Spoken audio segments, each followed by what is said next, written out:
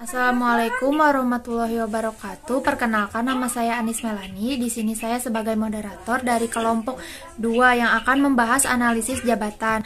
Sebelum ke materi, kita perkenalkan anggotanya dulu dan langsung ke materi agar dapat mengefektifkan waktu.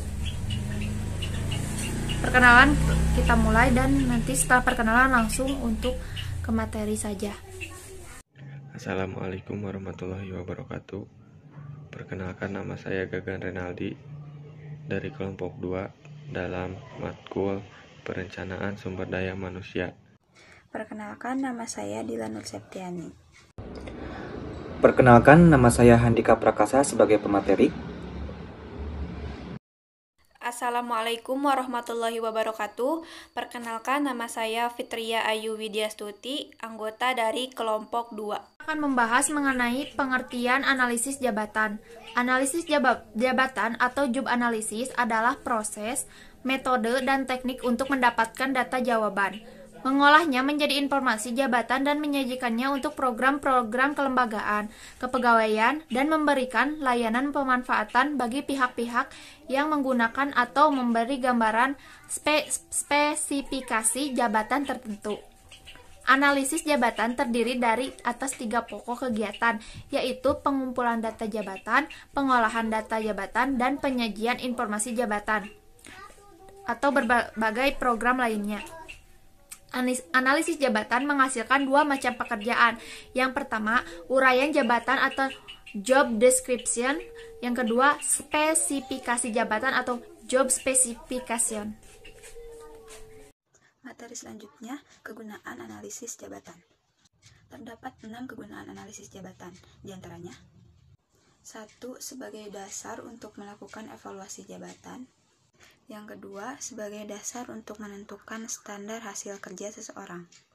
Yang ketiga, sebagai dasar untuk melakukan rekrutmen, seleksi, dan penempatan pegawai baru. Yang keempat, sebagai jalan untuk menyusun jalur promosi. Yang kelima, untuk merencanakan perubahan-perubahan dalam organisasi dan penyederhanaan kerja. Dan yang terakhir, sebagai dasar untuk mengembangkan program kesehatan dan keselamatan kerja. Saya Fitria Ayu Widyastuti. Materi selanjutnya tujuan analisis jabatan, yang terdiri dari tujuan kelembagaan, tujuan manajemen kepegawaian, dan tujuan ketatalaksanaan.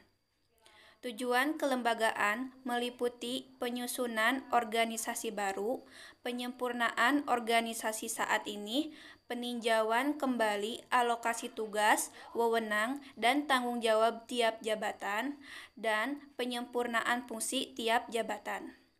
Tujuan manajemen kepegawaian meliputi perbaikan sistem rekrutmen atau seleksi pegawai, penyusunan jenjang karir, penyempurnaan pola mutasi atau promosi, dan perbaikan program pelatihan. Tujuan ketatalaksanaan meliputi penyusunan dan penyempurnaan standarisasi kerja dan sarana pekerjaan, penyusunan dan penyempurnaan sistem dan prosedur kerja, dan penyusunan dan penyempurnaan metode dan analisa ketatalaksanaan pekerjaan. Assalamualaikum warahmatullahi wabarakatuh. Perkenalkan, nama saya Gagan Renaldi dari kelompok 2 dalam matkul Perencanaan Sumber Daya Manusia. Di sini saya akan menjelaskan tentang sasaran analisis jabatan. Yang pertama, dapat nilai pekerjaan yang memungkinkan untuk pemeliharaan hak pembayaran internal dan eksternal. Yang kedua, memastikan perusahaan tidak melanggar ketetapan upah dan imbalan untuk pekerjaan yang sama.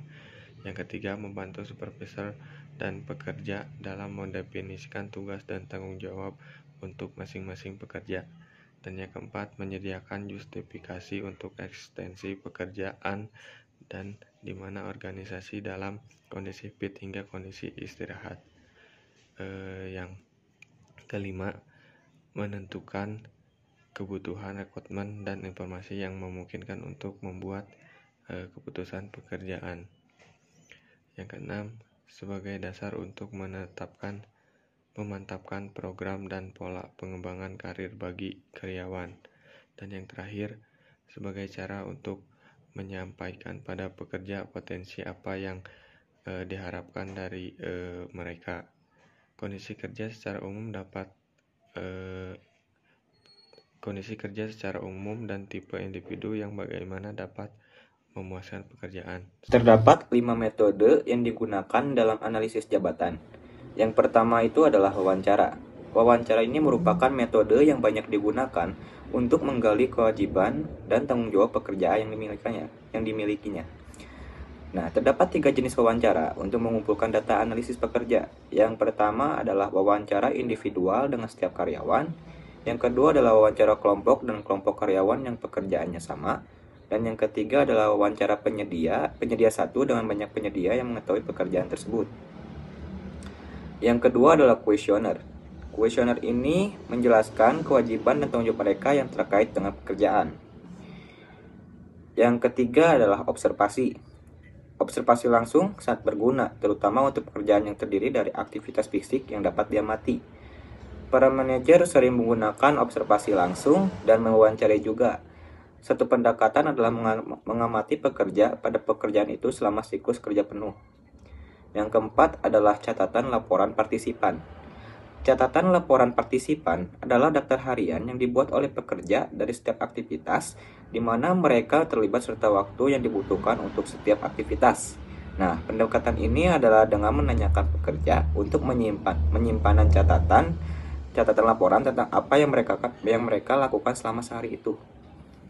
Dan yang kelima ini adalah teknik analisis pekerjaan kuantitatif. Teknik ini ada 3 macam, yaitu yang pertama adalah kuesioner analisis posisi. Kuesioner ini digunakan untuk mengumpulkan data yang dapat diukur mengenal kewajiban dan tanggung jawab beragam pekerjaan. Yang kedua adalah prosedur pekerjaan fungsional. Metode standar untuk membuat rating, mengklasifikasikan, dan membandingkan hampir semua jenis pekerjaan berdasarkan atas data, manusia, dan benda. Dan yang ketiga adalah analisis pekerjaan fungsional. Sebuah metode untuk menggolongkan pekerjaan yang serupa dengan model prosedur Departemen Tenaga Kerja. Tetapi secara tambahan, mempertimbangkan hingga luasan di mana instruksi, alasan, penilaian, dan kemampuan matematis dan verbal dibutuhkan untuk melakukan tugas pekerjaan. Sekian pemaparan dari kelompok kami. Mohon maaf bila masih ada kekurangan dan kesalahan dalam pengucapan atau pemberian materi yang kurang paham. Jika ada yang belum paham boleh ditanyakan di sesi tanya jawab. Wabillahi taufiq wal hidayah. Wassalamualaikum warahmatullahi wabarakatuh.